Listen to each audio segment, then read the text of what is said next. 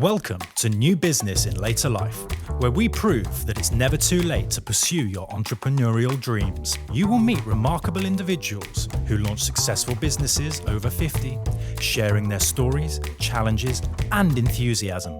Your host, Ildiko, is a former social housing professional, textile designer, and teacher who described herself as a life artist. She is now a property professional, business network host, and facilitator of the Entrepreneurs Club. Subscribe now to hear these inspiring stories every week.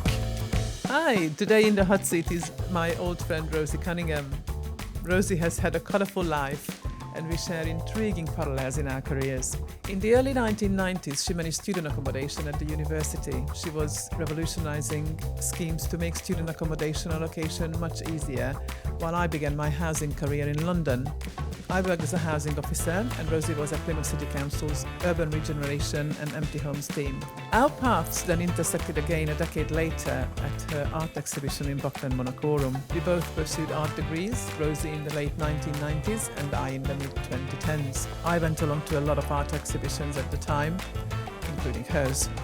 However, I was very surprised to walk into the room and find a very different Rosie to who I expected. Rosie and I have been in touch ever since, mainly through art. She was an obvious candidate to interview a new business in later life. Please welcome Rosie. Very exciting. So, let's jump straight in. Please tell me, what is this new business?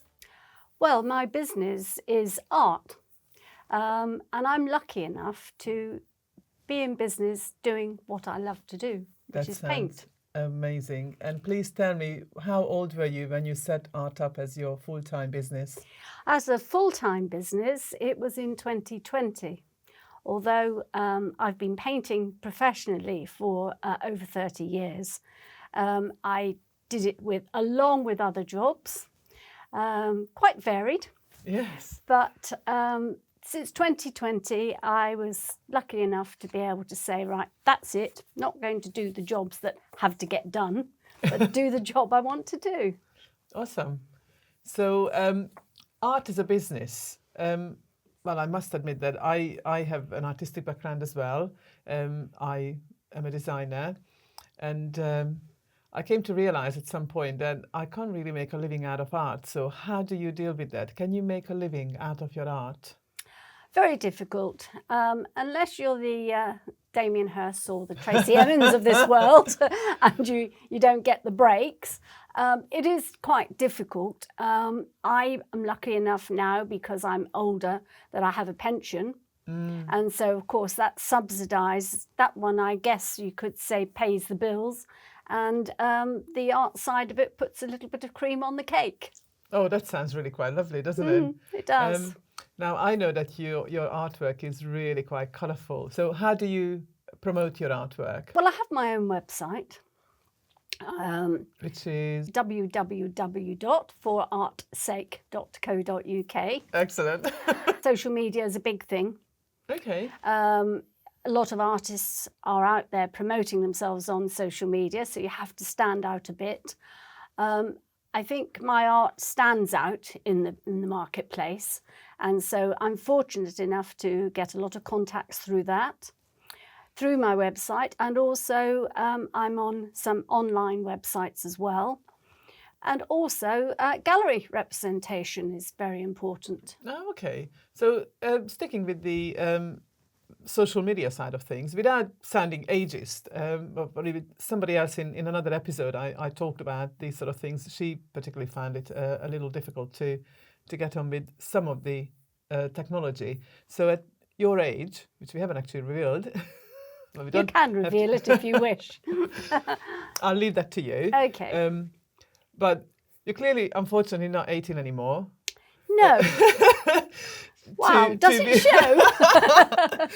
So how do you deal with the difficulties of being on social, or is it difficult for you to be on social media and promote your artwork on there? To a degree. I haven't yet gone live. What do you mean, gone live? I see a lot of artists talking about their work or even producing their work live. Oh, I see what you mean. On okay. social media. I haven't actually had the confidence, I suppose you could say. I suppose what it is, I look at these artists who are doing that, and they all look a lot younger than me, and very glamorous. And I think you are very glamorous. Well, I don't look glamorous when I paint, put it that way. And I'm just thinking that would people really want to see an old lady rabbiting on about their art? Well, the thing is, you are such a character. You just put on whatever. I don't know. This is how I picture you. Just slap on a little bit of eyeshadow, a bit of a lippy perhaps, put on an overall covered in paint, and you just get on with it kind of thing.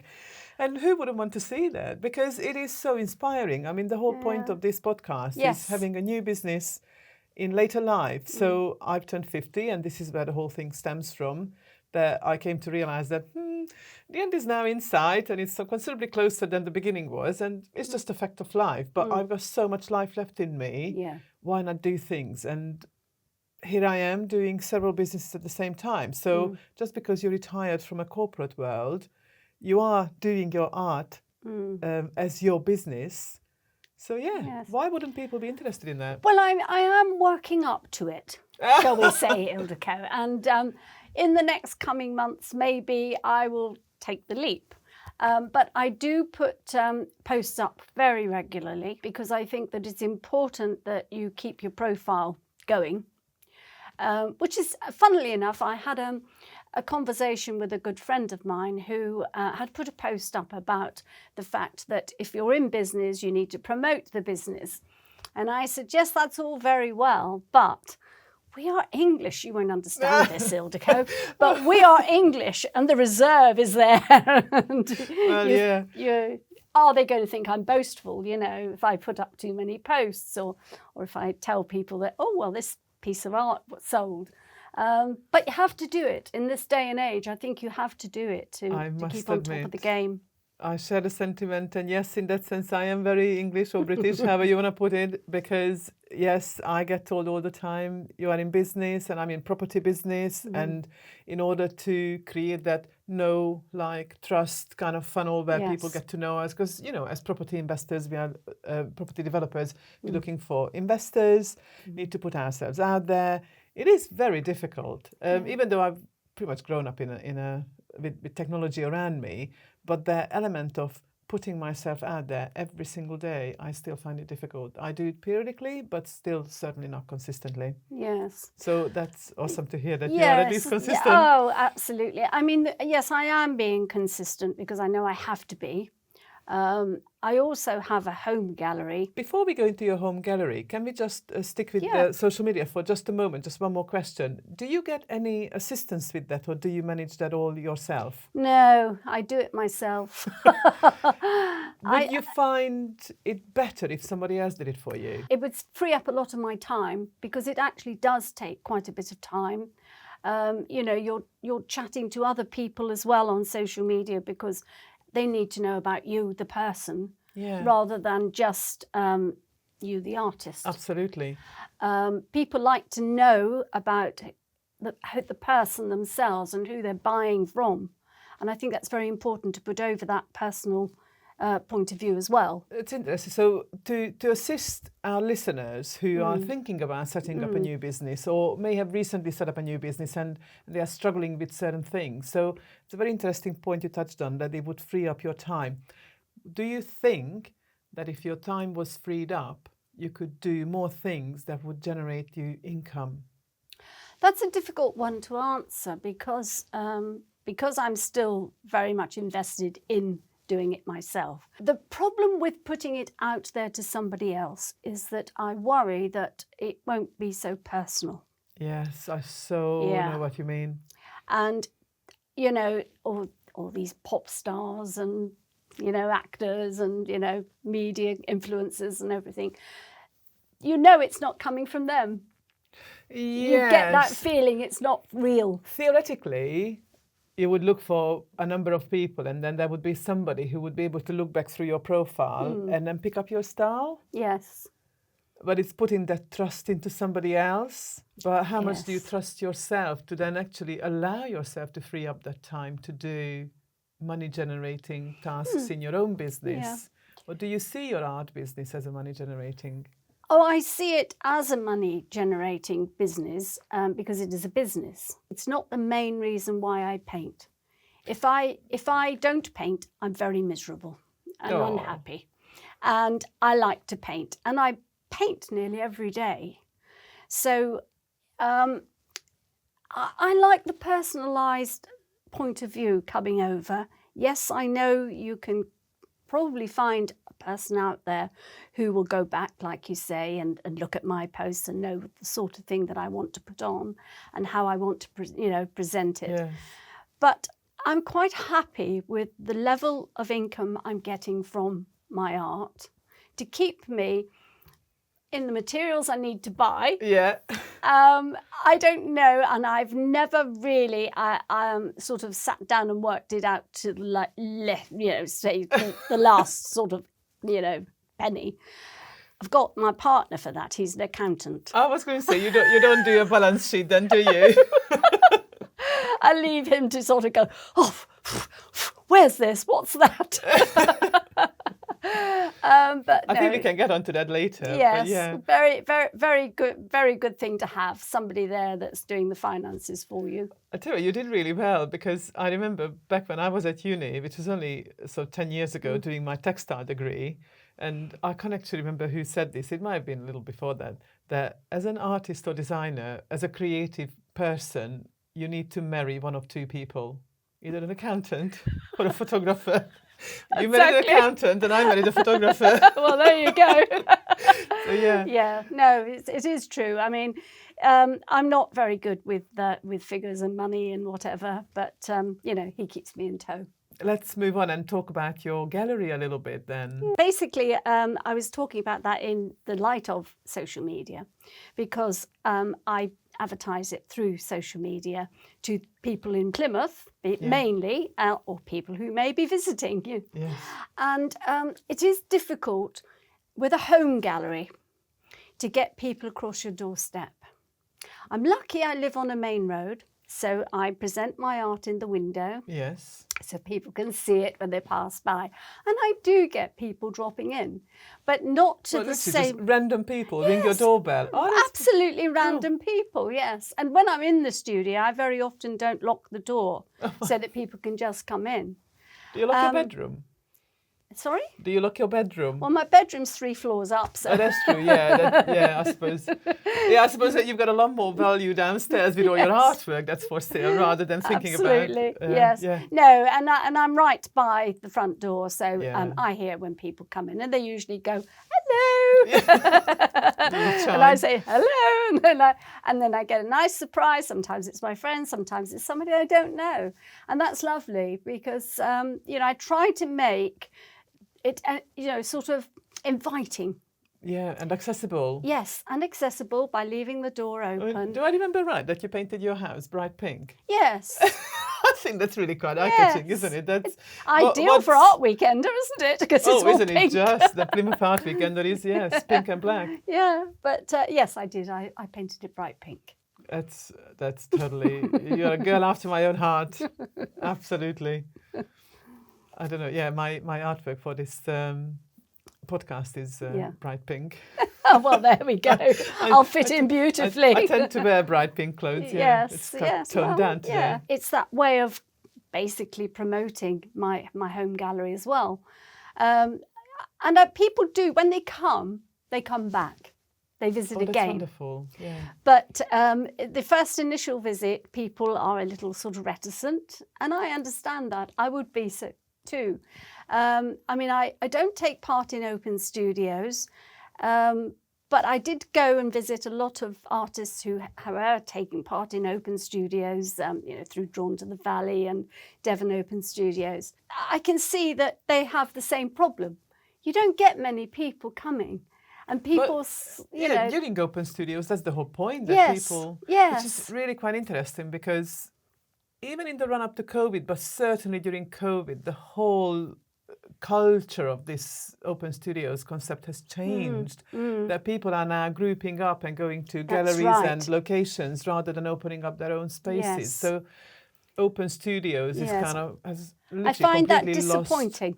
I do find it disappointing that it's not going to somebody's home That's or what I their loved studio. about it. Exactly.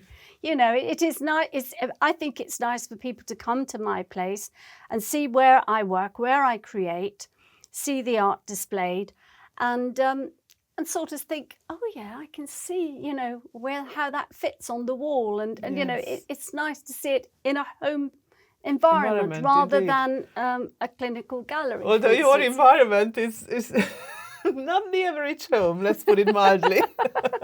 No, I suppose not. Oh, I would absolutely highly recommend anyone interested in art, even remotely, to go and visit Rosie. All the details will be in the show notes. It's quirky. Your house is a TARDIS for a start, and there's bits of artwork everywhere. Yes. And it's truly amazing, very colourful. I'm actually surprised that you're not wearing something totally bright and floral. Well, no. Well, I don't know. Yes, I'm cream today, but there we go. Yes. Oh, no. Well, your artwork speaks for itself anyhow. Yes, it does. I don't want to compete with it. In terms of running your art as business, you already mentioned that you've got an accountant for a husband. Yes. So does it completely relieve you from thinking about numbers and that side of the business? Yes, it does. Yes. I don't really deal with that. I go off and spend on materials and things, and, you know, he just takes all the notes and collects the receipts when I remember to give them to him. Yeah, but at the same time, because you mentioned that you are retired, yes. Does it matter? No, it doesn't. In fact, I'll tell you a little story about, I suppose you asked me earlier on whether age was a sort of a barrier, shall we say. It wasn't your words, but I sort of took it as that. I had a problem with the website this week. A person bought a painting off me. She paid for it on her card, and that goes through a system called Stripe. You can pay both ways on their website. You can do it on PayPal or through, you know, various different cards that you want to use through Stripe. I couldn't get into Stripe, could I? I could not get in. I could not remember my password. Oh dear. Oh dear, that did cause a bit of a domestic. Because apparently I have too many passwords and emails, etc. Well, the thing is, you're not supposed to use the same password. No, you're not, no. And at some stage I had obviously updated it and not noted it. You do know you can get these little booklets where you log all your passwords. You have one now. I have one. It's all been written down very clearly for me, and that I must not interfere with it. So for 2 days, I'm thinking, well, I don't know what I'm going to do. In the end, I thought, well, I'll have to confess to him. So I did. And anyway, he spent all yesterday evening sorting it out and getting me back into Stripe. And trying to retrieve that payment. Yes, well, the payment was there. I knew it was there, but I couldn't retrieve it. And the lady came for the painting yesterday afternoon, and I thought, well, I know she's paid for it, so I'll just give it to her. And if I can't get it back, I can't get it back. But I'm now a fully paid up member of Stripe again. But yes, it is difficult sometimes with different systems. But I think it's not so long ago that I was working in the working environment, in corporate environments, that I've had to keep up with, you know, modern technology. Yes. So I'm not a complete sort of idiot with it, but there are times when I think, oh dear, it's all just too much. I'm too old for this. Even I say that. Please, you know, let's go back to sort of paper and books and things sometimes. But life seemed a lot simpler then. But you would think that the computers should make our life simpler, but then you still need to learn the system, don't you? Absolutely, yes. And for sort of various apps, you know, that you just have to sort of learn all over again. Yes. You know, you open up an app and you think, oh, well, that's going to be easy enough to use. And then you go, what's this? What's that? You know. But I get there. Yeah. So what sort of things do you feel that you can utilise from your corporate business life in your business as an artist?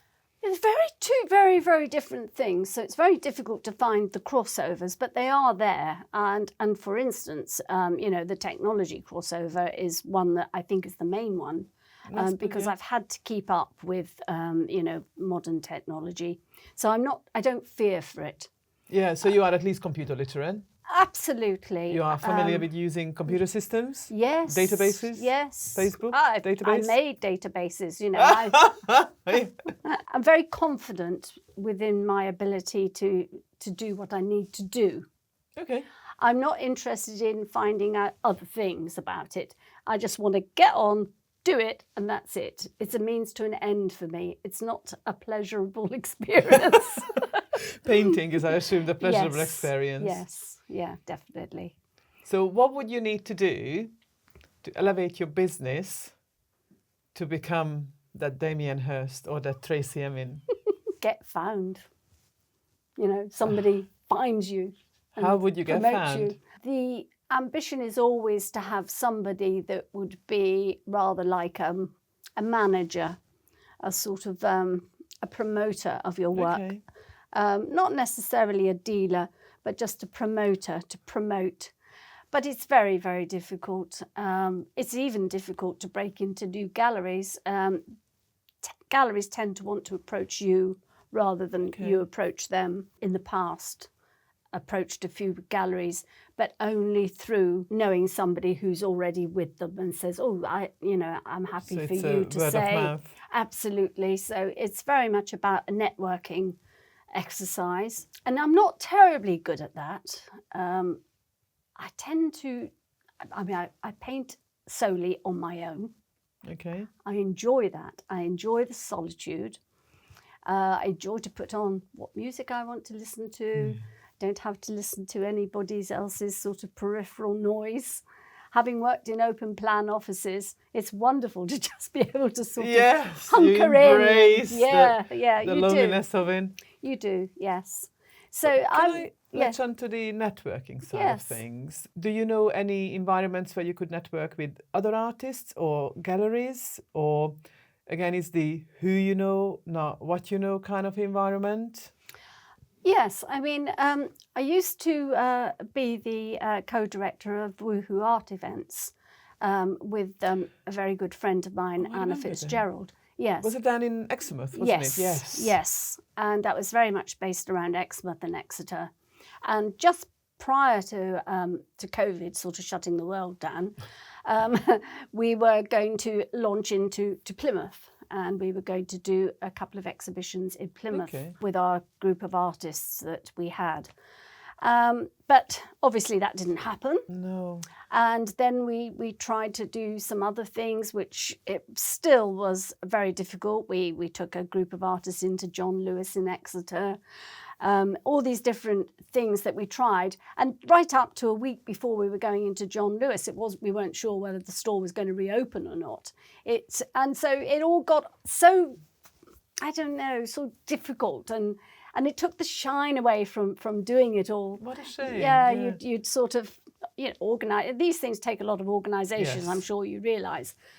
And then to not come to the sort of the culmination of a successful event because it had to be closed down was really disappointing. Yeah, and then Anna had, she through different personal reasons, decided she didn't want to do it anymore. So because it was based in I was going Exeter, to say that. Yes. Now that COVID is over, Yes. Is this something you could resurrect? No, I have run sort of events in Plymouth for other artists. We held one last year for One Night Only, great successful event, and we had 16 artists. And so I did that on my own with another friend of mine, Veronica. And but yes, to a degree, but there's a lot going on in Plymouth now where you can, let others get on with it. And do the organisation for you. So although I enjoyed that period of time and I enjoyed, organising the events, and we applied for funding and all sorts of different things, got funding from Exeter City Council.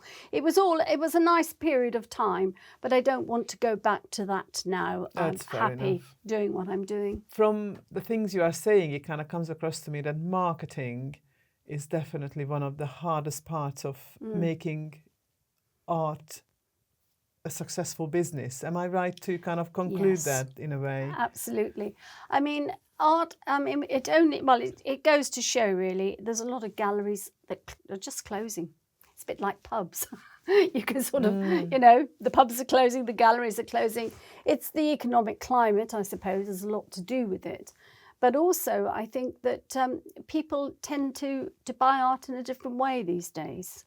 So do you find that your website is performing better Yes. than galleries? Yes. How interesting. I sell a lot of stuff directly to the public than I do through galleries. Bearing in mind, I mean, no disrespect to galleries, because obviously they need to be open, Yes. and there's only a limited amount of artwork they can display and so on, and they take a huge commission. So is it more beneficial for you to sell directly to the public through your website? Yes, it is, because for a start, I want art to be affordable for people. I guess it's business acumen, isn't it, at the end of the day? I mean, Fabio that's my partner, gets very annoyed with me because he says I sell my art too cheap. Which you probably do, but yeah. But I like to think that people who maybe couldn't afford to go into a gallery, because you have to put your prices up in a gallery to compensate for the 50% that you're going to lose to the gallery. And so that makes it unaffordable for a lot of people. And there's a lot of people out there who still get a lot of joy from having a piece of original work. I sold a piece to a young neighbour who lived down the road, and she came by, and she used to pop in for sort of things like cards and prints and things like that. And I had a piece of art that I had just finished. Oh, she said, I do love that. I love it. Ready and it's for sale? Yeah, I said you could put a deposit down, and we can take it sort of monthly if you like, or weekly, or whenever you want to pay for it. And she was absolutely over the moon that she could do that. So I started doing that, and I call it my put back. And so I've got various collectors who regularly buy off me. They put a deposit down, and then as and when they can afford to pay me some money, they do it. I've got a woman coming to collect one today who's done exactly that. Wonderful. And do you find that people pay all of the installments? Yes. Oh, that's because wonderful. I keep the art until they've paid for it in full. Oh, do you? Oh, yes. Okay, fair enough, Yes. fair enough. I don't let it go out the door with just, I'm not that bad with money. No, I didn't actually mean it, but No, I because know. what I was going to suggest nowadays, it's actually fairly easy. So there's Klarna and there's the PayPal, I can't remember what it's called, but I've now recently bought a number of things where, that's an easy one, because it's over a certain amount of money, like 30 or 40 pounds, then even PayPal gives you the option to pay in installments. I said, I'll just spread it over 3 or 4 months, which is brilliant. Yes, yes. As an artist and business owner, you have to subscribe to the systems that allow. Yes, of course, that and to then be you pay done. your commission again. Yes, and I thought, well, yeah, okay, but then the person has to go through a few checks as well, and I thought, well, there's no risk to me, because I'm keeping the art until they pay for it, and I've never had anybody say that they can't end up paying for it, and some people sort of come and pay it quicker, and some people, spend maybe a few months paying for it, but it gets paid for in the end. And then you send it off, and then or they go and collect it. Usually they come and collect it, but if it's somebody far away. But I've never had somebody far away do that yet.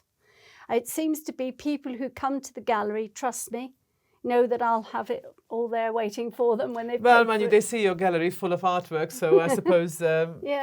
What are you going to do with it? Obviously, you want to pass it on to your customers, so I don't see why there wouldn't be any trust. But no, it's a nice way of making. But I only do it for paintings over £100, because Oh yeah, that's I've got to sort of it would, yes, but a lot of my art is under £100 anyway. And because I like to make it affordable for people. I really don't. I don't need to make mega amounts of money, and I think that that's the problem with being an artist full time. If you have no more sort of money to rely on to pay the bills, and you have to solely I was going to say that if you were giving any advice to somebody who wants to set up a business from their art or design work, I suppose at whatever age, but maybe at a later stage, like yourself, what would be your key advice to them?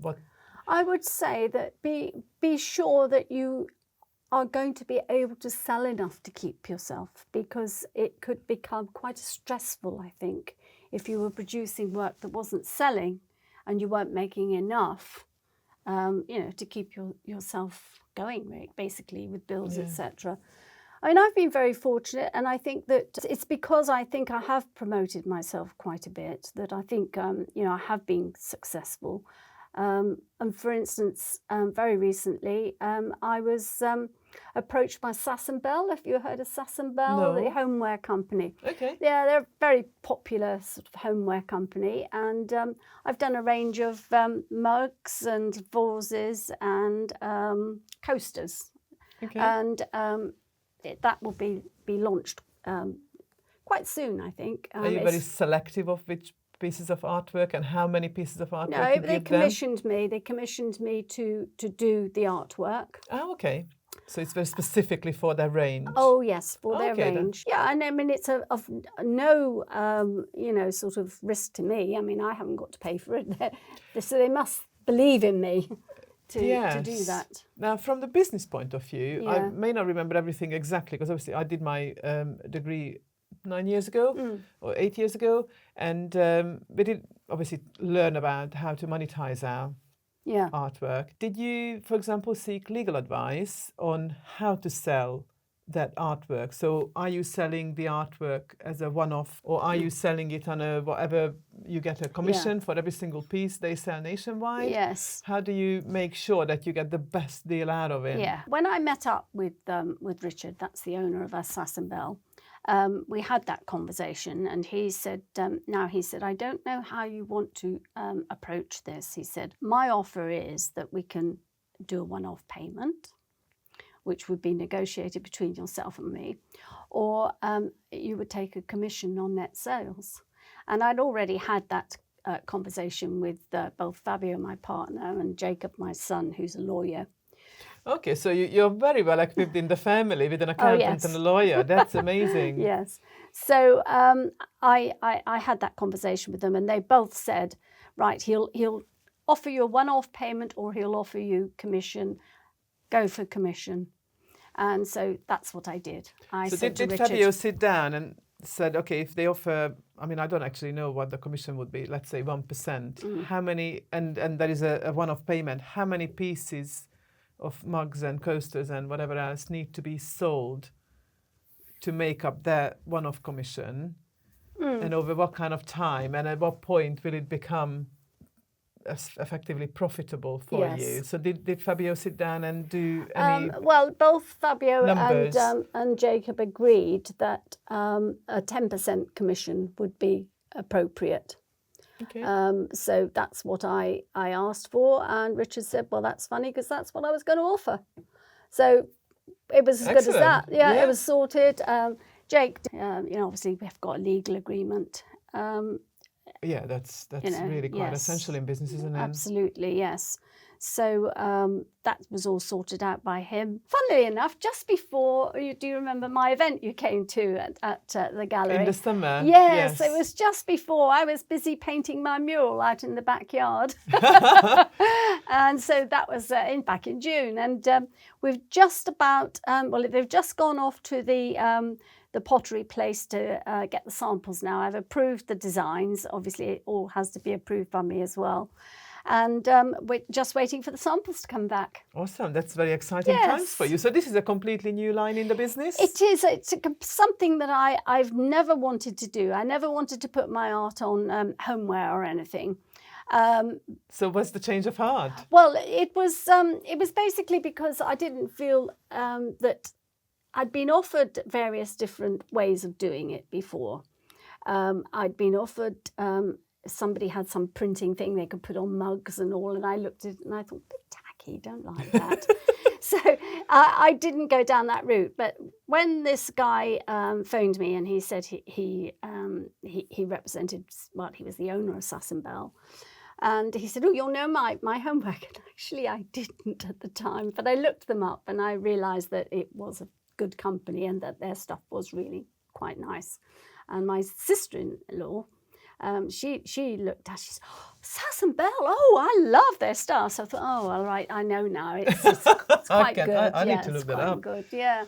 So yes, and so we're now waiting for the samples. And sounds super exciting. Yeah, absolutely. it is exciting. It's something different, and it'll be a nice little steady stream of income coming in. I don't expect masses of it, but they're going to put it in a London store and in their and they've got a Paris place that they sort of like partnership with or something. But anyway, I imagine it looks very a nice. bit at Christmas, and yes, but then again, it depends on what it is. Maybe Valentine's Day, would it fit?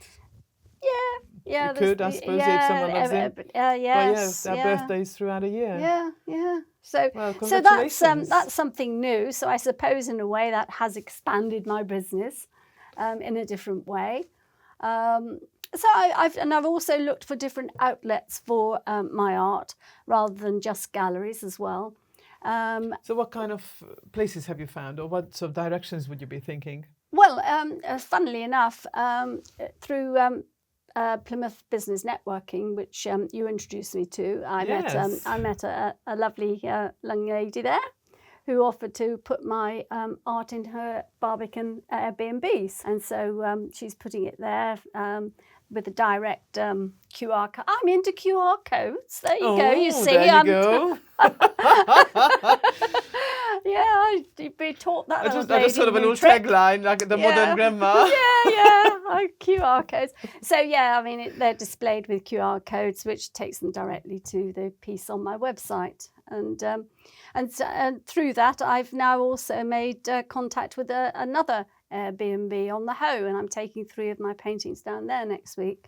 So how is that setup working? So have those people who own the Airbnb units, have they purchased your artwork? No, it's for sale. Like on a commission? Yes, it's on commission. Yeah. So it's what is it? displayed. I can't remember the phrases, but yeah, and it's displayed, and as I said, it can be bought direct. And so if any guest falls in love with it, or they think that somebody would like it, they can take a picture. They've also got a little sort of blurb about me, and fantastic. Yeah. So yes, so I mean, who knows? But it's nice to have it. It gets your name out there. People can see your work, and they can see it in person rather than because on a that website. Is exactly as you said. Some people come into your house and see the artwork in a home environment. Now, if someone goes into an Airbnb unit, then there is actually a real home environment, because I assume these are flats and houses we're talking about. But even if it's a hotel room, when you go into a room, that is still like a bedroom environment. So people can say, I would like to have that on my wall. Let's check it out. But then it takes them through your website. Yes, takes them to my website. They can then look at all of your artwork, really. Yeah. So yes, and the commission that I pay the Airbnb is very much less than I pay for a gallery. They're just doing it to support local art, which is nice. So yes, things are happening. Absolutely. This is what I love about the networking event that I run, because I just love connecting people. And this is exactly what happened there. And I did put a comment on that, didn't I? That I take full responsibility for this connection, because I went along to the European studio. I now run a networking event. I invited you along. And at the very first visit, I connected you up with this lady who has serviced accommodation units. And literally a week later, you were posting that she's taken some of your artwork, and here's another line to your business. Yes, absolutely. Yeah. So that's very interesting to discuss. How do you diversify your art and design business?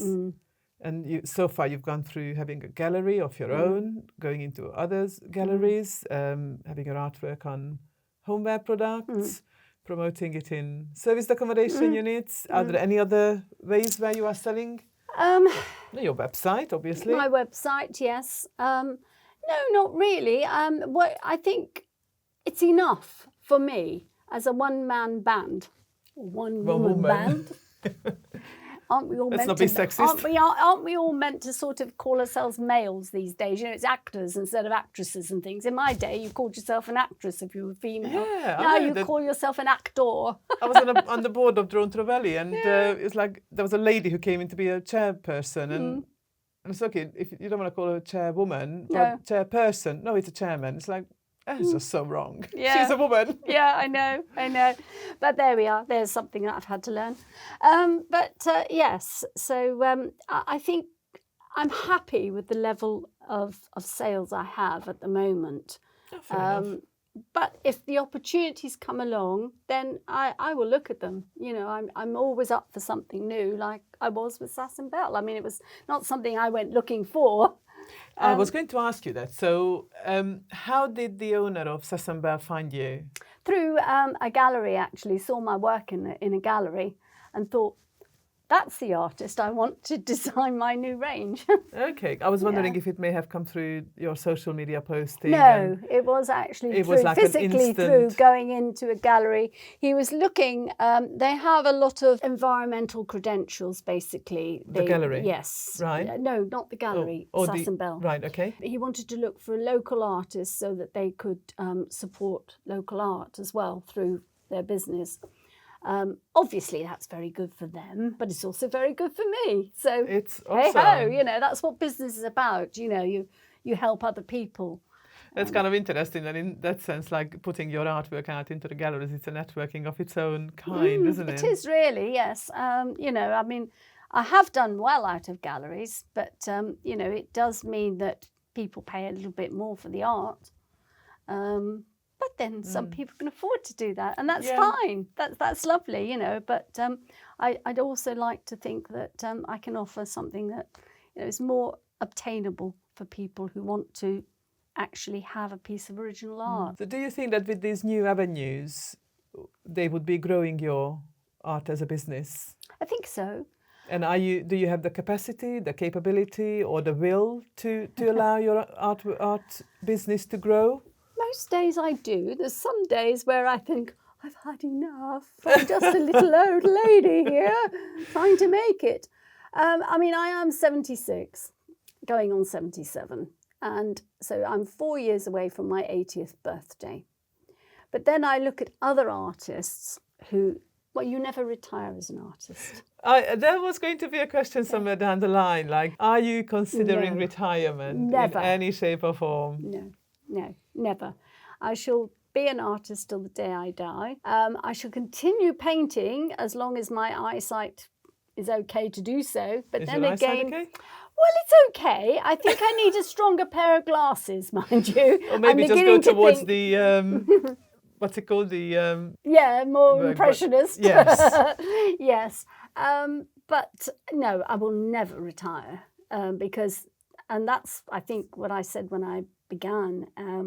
You know, it's lovely to be able to be in business doing something you actually love.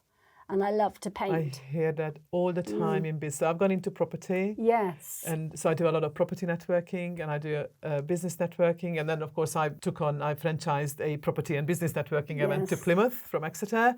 And basically through all the business studies that I've been doing in the last 2.5 years, it comes up all the time from people who I network with and from all the books that when you love what you do, you never have to work another day in your life. No, and the success comes from it, because you've got to be successful. You've got to like it.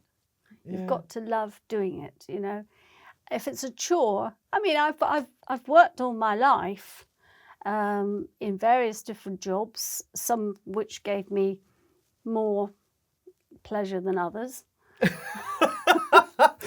Your face kind of said it differently, but anyhow, let's say I believe you. Yeah. I mean, yes, I have had some jobs where I have really enjoyed. I mean, property was one of them. I mean, my mother was, you know, she had a lot of property, and I managed her property when my little ones were growing up. I didn't actually know that. Yes, I managed all her properties and had a few of my own as well, and I enjoyed that. You know, I didn't enjoy the sort of late night calls where I can't turn the oven on. Yeah, we are buying a shared house, and I was explaining to my dad that we went to see the house. We haven't completed on it yet. We went to see the house for an EPC inspection, and we took the managing agent who's going to take it on to sort of get the ball rolling early on. And my dad said, "What, is somebody else going to manage it for you?" I said, "Yeah." I said, "Why don't you manage it? It's just a few tenants." I said, "Well, I don't want to get those late evening calls. That's exactly what the managing agent is for." I said, I didn't come into this business to deal with the nitty-gritty bits. I came into this business to renovate houses and to provide amazing homes for people and then go and do it again. And there's somebody else who's got the passion for actually managing the tenant, and they'll be best at that. Yeah. Managing business is hard. You've got to be on top of it all the time. I enjoyed it. I liked the buzz of it, and it was something that I could do when the children were little. I used to tag the little one along. That's Jacob, the one who I mentioned. Solicitor. Yeah, and he was a dear little boy, and he was very good at sort of amusing himself. And I went to paint the hallway of quite a big house, and it just needed a slap of white paint, basically. So I up the top and I started down, and I took his little tricycle with me, and I took him some little pencils and paper and things to draw on, and he was nice and quiet, as you do, and he was lovely and quiet, and I kept on saying, "You're all right down there? Yes, mummy, yes, mummy." And my tenant came in, and he came up and he said, "Mrs. C, do you know that your little boy is decorating?" I said, "Oh dear. What do you mean?" He had drawn the most huge smiley faces with felt pen all over the ground floor. And when I sold that house years later, you could still faintly, if you knew it had been there, see those faces through the paint. They kept on bleeding through. Oh my. Oh, yes. So, yes. But I was able to. But all he was doing was the same as what you were doing. Absolutely. So you couldn't even tell him off, really, could you? No, he was always artistic. Sweet. Yeah, still is How very artistic. sweet. Yeah. So there we are. Yeah. They were very lovely smiling faces. Can you tell me a story who or what kind of person was your quirkiest customer? What, in art? In art. In art. Or in a previous I think my corporate life, or even in your landlord life. Oh, I could tell you a few stories in that one, but I think I'll leave them for another day. But I suppose my quirkiest customer in my artistic life is the lady who's actually coming to collect a painting today, which is called Autumn. She's a portrait. She calls her Tent Head. She renames all my paintings, and she's very, very quirky. And at last count, she had over 30 of my paintings. Oh, wow. So she's properly brought into your brand. I can't actually show her a painting without her saying, "Oh, yes, put it by. She's absolutely hooked, well and truly. And her home is to be seen to be believed. It's absolutely beautiful. But it's so quirky. I mean, it just fits my paintings. Yes. You know, I can see why she likes them. Quirkier than your home. Yes, I would say so. I would say That's so. hard. Yeah, amazing home. Is she local in Plymouth? No. Yeah, she lives in Cornwall. Yeah. Cool. Yeah. There are some lovely buildings down in the countryside. Yes, there are. Yeah. She's very lucky. She lives in Perranporth. It's a nice place to visit. I've been there a couple of times to visit and seen her home. And first time I saw it, I was like... Cool. In terms of art as a business, we established that you have an in-house accountant, an in-house solicitor. So I think you are incredibly lucky on that front. Are there any other support services that you need or could do within your art business? As we mentioned, somebody that can promote your art rather than you having to go out and do it yourself would be really good. You said you were 76 and you've been painting for like what sounds like ever. Would you actually now consider getting an agent? I have got a young girl who is looking at galleries for me and is producing a brochure for me. So she's doing that, which is very nice and very useful. But it's difficult to find the right person. I did have a very good friend who used to promote me and used to find me places to display my work and sell my work from. And unfortunately, he died very recently of a nasty accident. and I do miss him, and I miss him coming round and us having our chats over a cup of coffee and sort of, you know, him telling me about his exploits and me telling him what I wanted, and he'd go off and he'd combine the two. He'd always manage to sort of, you know, get us both going. So that's rather sad, really, because I felt very comfortable working with him. Different people need different support. That's true, absolutely. You know, but even within the artwork? Yes. I suppose, yeah. Yes. So it's very difficult to say one size fits all, you need this, this and this. It can't work that way, because, you know, there might be an artist who's really good at promoting themselves, or there might be an artist who wants to have total control of their own finances. And is very good at doing it. Yes. And loves spreadsheets, something I hate. Yeah, I do. I'm a bit of a spreadsheet queen for all my sins, but hey. Well, I mean, you know, you should see my partner's spreadsheets. You'd love it. You could have a spreadsheet meeting, you know. No, I'm afraid I've left my love. Well, never did love it, but I've left spreadsheets behind in my corporate life. Fair enough, fair enough. No. But no, it is very difficult to give people advice in starting a business in art, because it's not an easy business to make a lot of money out of. So do you think you could still do with, for example, business coaching? I'm always happy to help other artists. Pass on your own experience. Would you ever do that, to coach younger artists? Yes, I have informally helped other artists in that way. You know, for instance, I met one artist who, she's very, very talented, and I've bought a couple of her paintings actually, but she didn't know how to act at an exhibition. And we were in a group exhibition together, and she texted me. She said, Rosie, she said, I really don't know what I should do. Should I approach people? What should I do? You know, and it's a simple question, really. I mean, you just learn it. You just get to know what to do. You know, it's a very difficult thing to teach somebody. But what I said to her was, well, I usually stand back and I look, and I said, and you can usually tell when somebody's really interested or whether they're just passing through. I said, don't bother with the passing throughs, because they're not interested. If they don't stop and they're not really engaged properly with taking it in, I said, they really don't want somebody to bother them. They're just there to have a nice time and look at the art. And I said, but if somebody stands there for a while and I said, you just need to go up and say, oh, did you like this? You know, I'm the artist, and would you like me to explain to you what the inspiration was for this? You know, I said, just engage with them, and then you'll find that they'll engage with you. And very often a sale will come out of that, because they'll have met you, they'll realise how it was inspired. And personal connection then and she said to me, thank you. You know, she just really sort of, that was her one thing she didn't know how to do.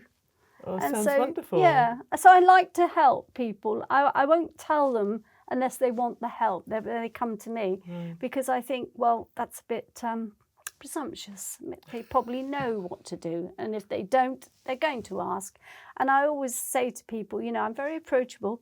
If you want to know something, just ask. What's been the easiest thing in running a business as an artist? Just loving it. Just waking up in the morning and thinking, I can go to the studio. I don't have to do anything today, but go to the studio. And paint. So yeah, it's very easy way to earn a living, because next Monday I'm going to St Ives with my friend. We're going to go to the Tate.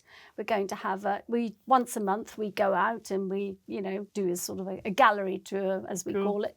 But it's nice to have that time that you can actually do other things without having to think, oh, I've got to ask for a day off. I wonder if I can get that day off. I wonder if that's going to suit, you know. That's the beauty of being self-employed. Free, absolutely. Self-employed, you know, is wonderful, because, you know, I mean, if I wanted to go on a holiday for a month, I could go for a holiday. And not that I do, but if I wanted to, I could, because there's nobody your business wouldn't suffer. No. However, if you went for a holiday for a month, who would be manning your gallery?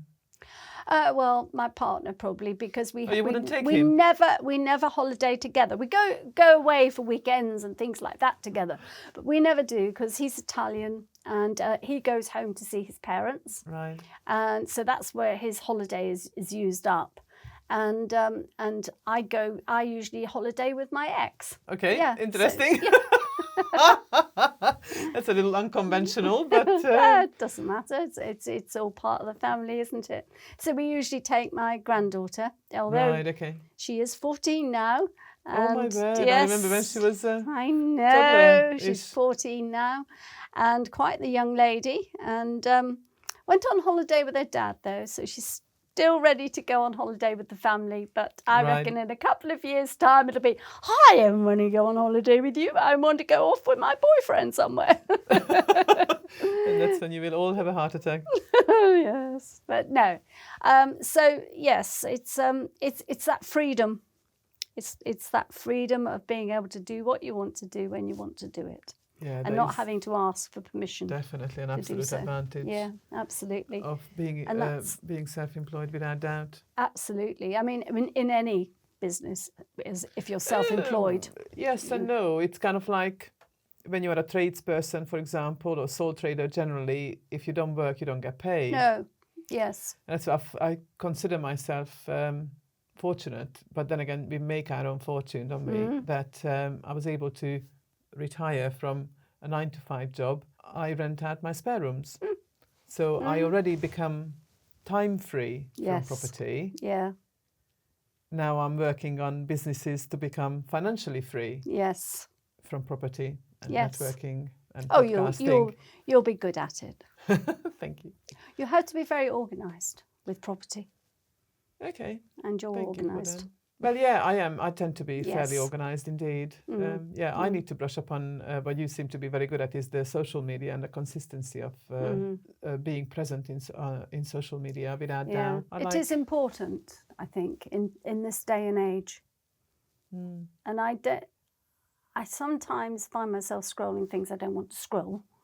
Well, I do want to scroll, but you know it's wasting time, and I have to Yes, pick myself up and say, "Up, come on, back to work, girl."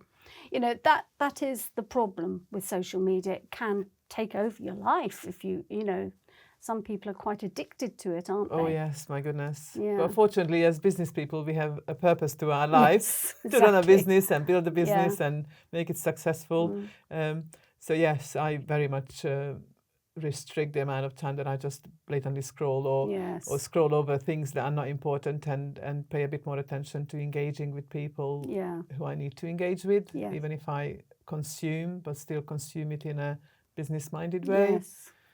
Do you do that? Yes, I do. I mean, I do engage, but also I engage with new people because I find that that's a way of, I mean, it's a way of finding new customers, as you know, and customers come in the art business, not so much in the business you're in, but in the art business, customers come from all different walks of life and all different interests, and so I've found recently, and I've only just cottoned on to this, so this is maybe a little hint, that if you engage with people in the art world, Okay.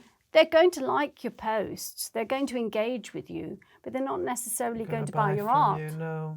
So you need to engage with people that are not necessarily engaging with art, but you'll find that engagement with them through you showing them your art. Going out to get them, It's going going out to out. get the customers, Yes. isn't it? So it sounds quite cold-hearted in a way, it's to approach not. it in that way, but yeah. There's like a million artists out there. Yeah. How do you stand? I mean, okay, your artwork actually happens to stand out, but you still need to push it out there, put it out into the public Absolutely. for people to catch on to it. Like, oh, this is outstanding, or this is something that would fit my home or my Yes, personality. you're quite right, and also you could be quite overwhelmed by it because I know. I mean, I look I'm on Saatchi and I'm on Art Gallery. That's the online presence of not my website, but there are other websites. And you look on and you go on, and then you see that on Saatchi, for instance, there's about 80,000. And when you actually sell something, you get a real big buzz. Yeah, Because you like think you out of stood all out. that, all those pieces of That art, must be amazing. they chose your piece of art. So you sell through Saatchi? Yeah, I have. Oh, I have. that's Yes. fantastic. Yeah, they usually go off to the States through. But and then there are people in England that buy off Saatchi. Yeah. But my sales have gone to the States. I don't know. Whether that seems to be the thing with other people. But yeah, it was a real big buzz when I sold my first painting off Saatchi, and I looked and I thought, out of all those paintings, they chose mine. Yeah, I remember And it being was invited really- by my school, because I went to art school back in Hungary, and one of my classmates invited, why don't we go to this big exhibition in London? And it would cost like absolutely hundreds of pounds just to enter 3 pieces of work. And then when I looked at the floor plan, and there's like so many different areas and absolutely thousands upon thousands of artwork, the sheer pressure of how do I stand out with my work was just too much against the cost of it, and I totally chickened out of it. Yeah, So I've I never just done never an know. art fair. That's something I haven't done. I haven't done art fairs. I have every now and again thought, should I? But they are very expensive, aren't they? They are. Yeah, they are. very expensive. And as you say, Considerably. there's a lot of competition within them. And I don't know, maybe one day I will, but at the moment I don't like think you I have need your to. home studio, Yeah. which you, by the sound of it, promote really, really well. But I find it during those sort of 2.5, 3 years when I tried to make my art work as a business, the input was so much higher, the material input, the paying for the exhibitions, the Yes. membership of the club and whatever else. And then, of course, not even calculating the time it takes to make the artwork or design work. And then being there for a number of days to actually man my own stall. And then there were sales, but my goodness, they didn't cover No. even half of what was the financial Yeah. input. And then that's not even counting any of the time. So it's like, that's not a feasible business. No. So then property Yeah. came about, and it's something that I've been interested in for a long, long time. So it completely took over. Yeah, well, that is it is a good business to be in. People always need homes, and they need good homes. Yeah, and So, I think where my yeah. designer side will come back into the property Yes. is designing that kitchen Yes. and picking the colorways Yes. and the accessories, because I say we are buying a shared house, so they'll be furnished, so I'll be able to utilize the Yes. interior design. Oh, that'll be side of exciting and things. Yeah. nice. Yes, lovely. No, I used to like that too with my flats. I used to like to make them look nice. And but there weren't so many rules and regulations back then Oh when my I was goodness, doing it. that is definitely for another episode, without Good doubt. heavens, yes, I know. Is there somebody as a role model for you? Don't know. That's a difficult one, actually. I've never come across anybody who I think, oh, well, they're doing that right. I can think of a lot of people who are, but I don't think I've sort of used them as a. As a role model? No. Okay. Well, there's nothing wrong with that. I don't know. It does sound a bit sort of like I'm too sure of myself or something. No, I don't think there is really. I remember a friend Anna, who I ran Woohoo Arts with. She's a character, is Anna, and I would say that one of the things I learnt from Anna is just try new things, just try them. But then she always had so many new things on a go. She didn't know whether she was coming or going, and she was terribly disorganised because she has ADHD, which she commonly tells everybody about. Yes. Absolutely, and I mean, there's umpteen different things going on in her brain at any one time. But, essentially the thing I learnt, I suppose, from her is just try it. It could fail or it could be a success. Shiny thing syndrome, like, oh, shiny. It's like in property, it's every single strategy we come across, because I run the business with my husband, it's like, oh, we could do that. And then go to the next networking event and someone suggests something else, oh, we could do that. Yes. And then for quite some time, way too long, we were going like, oh, we could do anything, quite literally anything. So in the end, when we finally cashed in from a mortgage and we were ready to roll, it was like, right, pick something. Yeah. I said, I don't care what you pick, just pick a strategy. If we can do all of it, then we were going to do that one successfully. Yeah. And then we picked one, we shook on it kind of thing, and then we are going with it. You've got to focus. You've got to have a focus. And it's a kind of like, oh, try whatever. But, you know, it's good to learn something really, really well. Yeah. And then maybe branch out to something else. Absolutely. Because if you just dab into little bits here, there and everywhere. So basically refurbishments are our speciality. It might be a different exit strategy, but refurbishments we do really well. So let's stick with that. I think also as art, a lot of advice from galleries particularly is that you must have a theme for your art and stick to it. That's a load of bunkum. Okay, even though you do have a theme, because at least they're all really colourful. Colour, yes, colour, it has to have colour, yes. But my styles, I'm a butterfly when it comes to styles. Really? I wake up in the morning and I think I'll paint some flowers and then I'll paint some people and it goes. And I wouldn't say that I've ever stuck to any one particular style.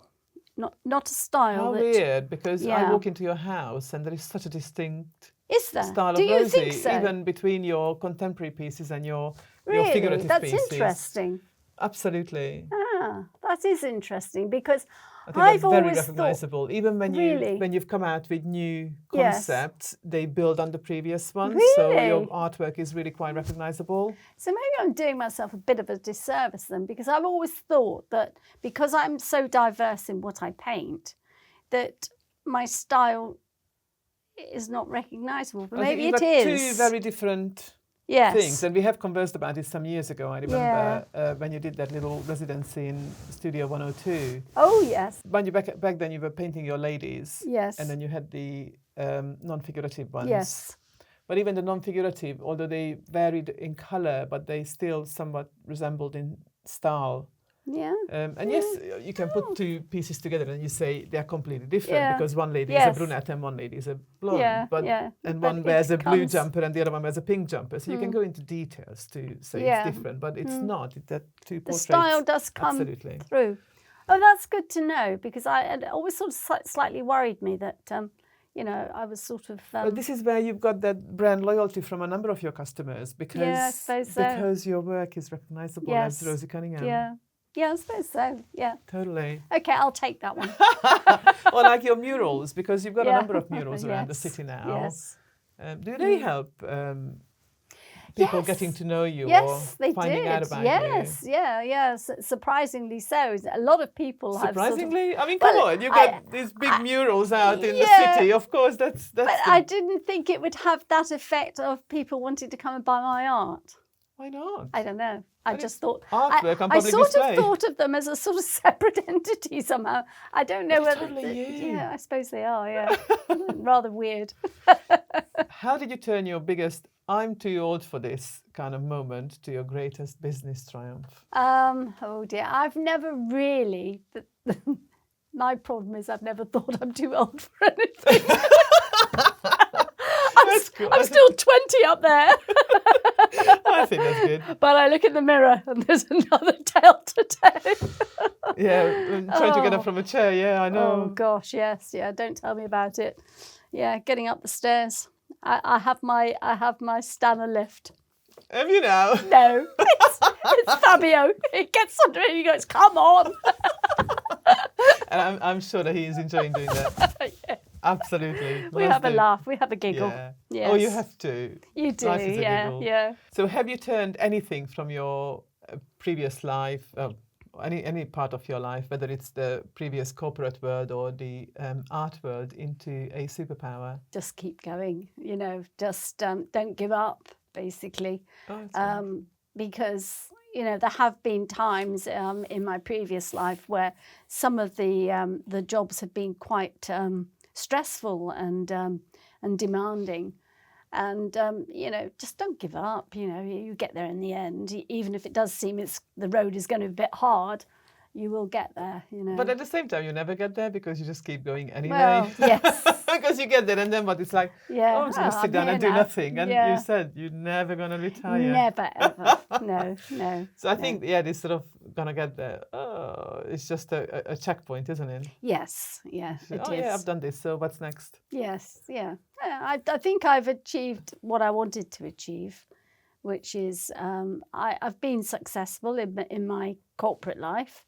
I did well, and now I'm doing something for me, more for me. You know, I mean, it was when my other world when I worked in the corporate sector. You know, it was a means to an end. You know, I privately educated my 3 boys. I put them through good schools, and it's paid dividends.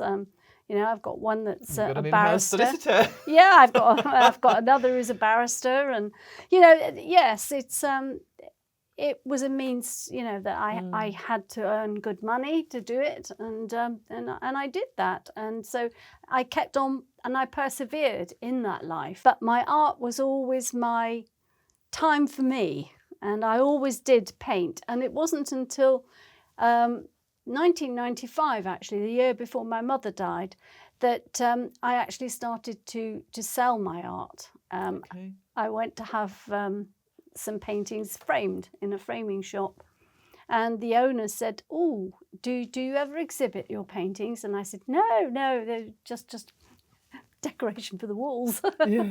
and she said, "Oh, I'd love to have them here and exhibit them." Oh, how lovely. So I said, "Oh, well, all right." And that's how it started. And she introduced me to another gallery, and and my mother saw that, the year before she died. It was something that I'd always said as a child, I wanted to be an artist, and my parents always said, "Yes, but you've got to get a proper job." Oh gosh, And yeah. Society's rules. Yes, absolutely. It wasn't, it was a bit sort of, well, you can always paint, dear, sort of thing. But she was very proud when I sold my first paintings, and we went out for a meal, and she was so proud. And I'm glad she saw that, although she didn't see the success I've had with it, which is a shame. What a wonderful memory that is. It's a nice memory, Absolutely. yes, to know that she was proud of it. And yeah, that she saw it. Yeah. Right. I'm going to do a little quick fire round. So would you consider setting up another business? Not now. I'm 76 now, and I'm Would ready. you consider the mentoring other artists, younger artists, perhaps as a sideline business? I would quite happily do that to any artist who wanted to have some advice. I'm more than happy to do that, yes. But I wouldn't really consider that as a business, because I wouldn't charge for it. Okay, fair enough. I'd just like to mentor, because I would have liked somebody to be there to mentor me, really, and nobody ever did. I just sort of bungled my way through everything. So young or older, or artist, or somebody who's just sort of thinking about doing it a bit more than just a hobby, would they be able to come to you? Yes. Just reach out? Yes. So if anybody's yes, listening and hearing this, they can reach out and see what happens. Yes, no, I'm more than happy to give advice and give my time for that. That's wonderful. Yes. Well, thank you on behalf of anyone who's going to reach out to you in the future. Well, I think it's important to support other people. It's not all about money. True. Are there any books that would support you, that would support you, or you've read or come across to have your art as a business? I've read quite a few books when I was working in the corporate sense. These books that tell you how to succeed in business and that sort of thing. I've read a few. I can't remember what they were called now. But did they help you when you came to the point that art became your full-time business? Probably, yes, because they helped me with the basis of what you should do, how you should do it. And even if it's a sort of a subliminal sort of memory, it's probably there, it's sunk in. But I don't read those sort of books anymore now. And in fact, something that I will mention is that I don't read a lot. because I'm very visual. I look at pictures in magazines and Yeah. that sort of thing, but I don't read a lot. And the reason for that is that I'm dyslexic, and have been only in my adult life diagnosed with dyslexia. But I find reading more of a chore than a pleasure. So have you been able to tap into audiobooks lately? They've been around for a little while now. Yes, that's something that a lot of people have said to me, oh, why don't you try those?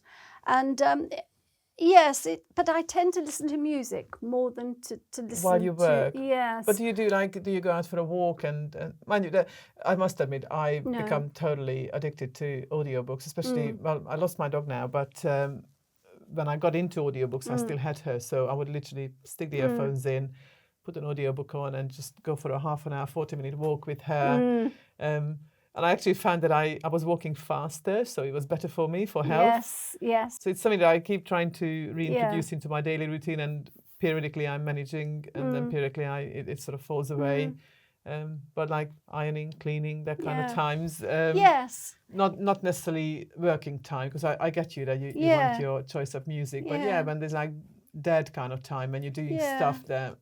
It's not something that I've really thought about, you know, and it's something that I could actually probably try. No, it isn't. I suppose it's because I've read so few books for pleasure.